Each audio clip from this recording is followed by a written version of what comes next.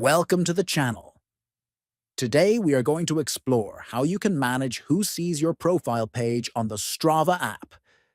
This is an essential privacy setting for anyone who wants to control their personal information.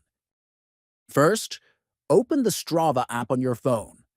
Next, look at the bottom and tap on the U icon on the right side. Then, take a look at the upper part of the screen and tap the Settings icon. After that, scroll down and select Privacy Controls. Once you are in the Privacy Controls menu, click on Profile Page. Here, you will see options to choose who can view your profile. You can select between everyone or followers.